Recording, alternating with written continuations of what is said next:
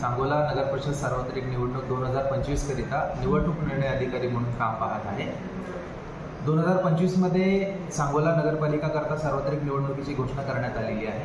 त्या अनुषंगाने सांगोला नगर परिषदेमध्ये 11 वार्डामधून 23 जागांकरता ही सदस्याच्या जागाकरता ही निवडणूक होणार आहे। त्यासोबतच डायरेक्ट अध्यक्षपदासाठी ही निवडणूक होईल। असे एकूण 24 पदांकरता ही निवडणूक होणार आहे।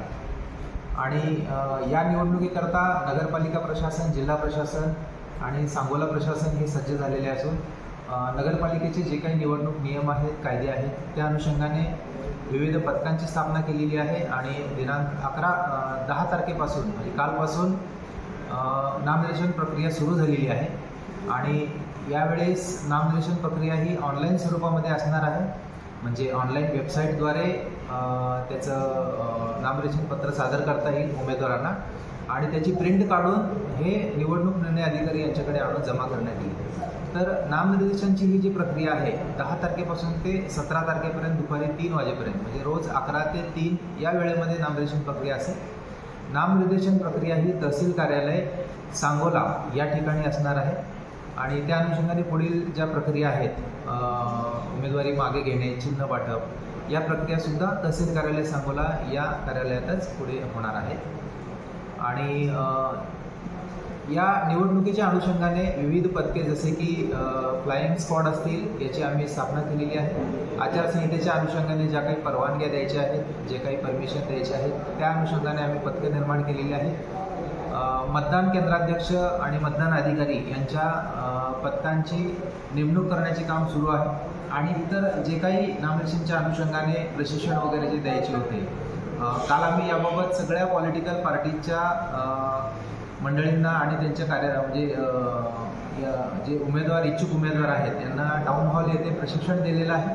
त्या प्रशिक्षणामध्ये आम्ही ऑनलाईन अर्ज कसा भरायचा, त्याच्यामध्ये कोणकोणत्या अडचणी येतील, कोणकोणते कागदपत्र असणं आवश्यक आहे याबाबत माहिती दिलेली आहे, मार्गदर्शन केलेलं आहे। बरं, जे उमेदवार असतील ज्या भागातले, तिथे पक्ष कार्यालय किती असतील आणि त्याला नगरपालिकेची परमिशन घ्यावी लागेल का? हां, पक्ष कार्यालयासाठी नगरपालिकेची परमिशन घ्यावं लागेल। याशिवाय जे विभाग आहेत, म्हणजे फॉर एक्झाम्पल सार्वजनिक बांधकाम विभागाचा रोड असेल तर त्या संबंधित विभागाची पण NOC त्याच्यामध्ये घ्यावं लागेल। यासोबतच पक्ष कार्यालय किती असावे याबाबतची जी मर्यादा आहे ती आयोगाने काढून टाकलेली आहे।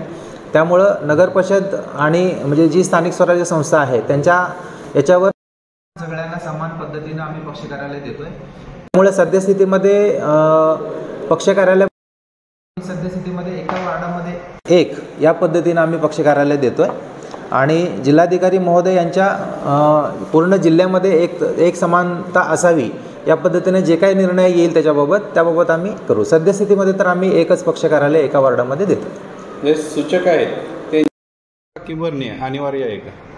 सूचकाची थकबाकीची काही आवश्यकता नाही आहे। सूचकाच्या ऐवजी जो प्रत्यक्ष उमेदवार आहे त्या उमेदवारानं आपली नगर परिषदकडे थकबाकी भरणं अपेक्षित आहे। सूचकाची सही हे तुमच्या समोरच व्हावी असं आहे का? सूचकाची स्वाक्षरी माझ्यासमोर होणं अपेक्षित नाही आहे, परंतु सूचक जर निरक्षर असेल तो आमटा मात्र निवडणूक निर्णय अधिकारी किंवा सहाय्यक निवडणूक निर्णय अधिकारी किंवा मग उपविभागीय अधिकारी यांच्या दर्जापेक्षा कमी नसेल अशा व्यक्तींच्या समक्ष तो आमटा साक्षांकित झाला पाहिजे असं अपेक्षित आहे।